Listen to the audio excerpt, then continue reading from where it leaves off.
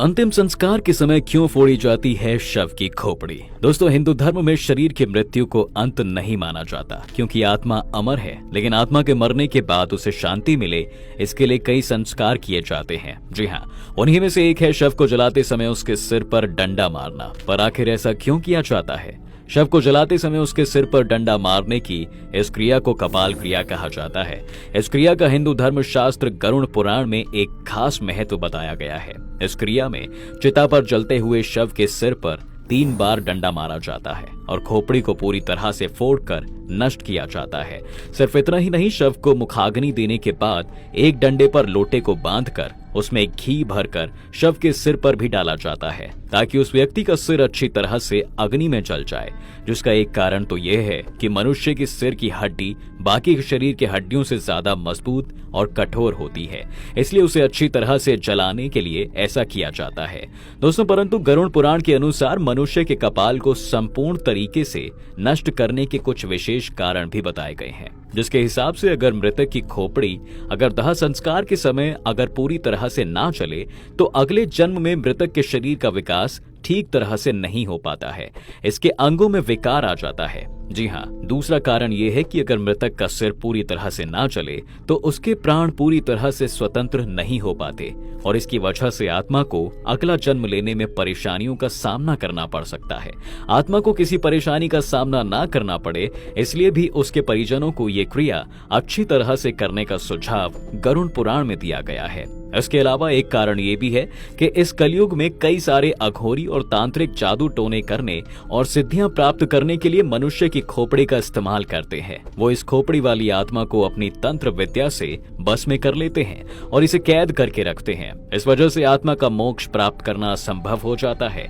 इसलिए इन कृत्यों से आत्मा को बचाने के लिए भी मनुष्य की खोपड़ी को संपूर्ण रूप से नष्ट करना आवश्यक माना गया है। दोस्तों, वैसे मनुष्य के मस्तिष्क में भगवान ब्रह्मा का वास माना जाता है, इसलिए शरीर को संपूर्ण रूप से मुक्ति प्रदान करने के लिए इस कपाल क्रिया को किया जाता है, ताकि मस्तिष्क में मौजूद ब्रह्मरंध्र पंचतत्व का पूर्ण रूप से विलीन हो सके। जी हाँ, इसके अलावा कपाल क्रिया को समझने के लिए हमें शरीर और उससे जुड़ी सभी चक्रों को समझना भी आवश्यक है। मनुष्य शरीर में मूलाधार, स्वाधिष्ठान, मणिपुर, अनाहत, विशुद्धि, आज्ञा और सहस्त्रार नाम के 7 चक्र होते हैं। इन 7 चक्रों में सहस्त्रार चक्र का सीधा सीधा संबंध कपाल क्रिया से माना जाता है। सहस्त्रार मस्तिष्क के एकदम मध्य का भाग का हिस्सा होता है। आसान भाषा में समझे तो ये सिर का वो हिस्सा होता है जहाँ पर चोटी रखी जाती है। यदि व्यक्ति यम नियम का पालन करते हुए शरीर के इस चक्र तक पहुँच गया है तो उसका मतलब ये है कि वो अब एक आनंदमय शरीर में स्थित हो गया है। जी हाँ, ऐसा व्यक्ति संसार की मोह माया और अनेक तरह की सिद्धियों को पाने के लिए लालसा से ऊपर उठ चुका है। लेकिन शरीर के इस चक्र में जागृत करने के लिए मनुष्य को अत्यंत कठिन तप करना होता है, लगातार ध्यान करना होता है। तप करने के बाद ही व्यक्ति मूलाधार चक्र से शुरू होकर सहस्त्रार चक्र को जागृत करने का सफर पूरा कर सकता है। मनुष्य शरीर की संरचना में सहस्त्रार चक्र के स्थान पर अनेक तरह के विद्युतीय और जैवीय विधियों का संग्रह मिलता है। इसे ही आत्मा के मोक्ष का द्वार भी माना गया है। शास्त्रों के अनुसार दोस्तों, जब मनुष्य की मृत्यु होती है तब उसकी आत्मा उसी चक्र से शरीर का त्याग करती है जिस चक्र के आसपास उस मनुष्य का जीवन व्यतीत हुआ होता है।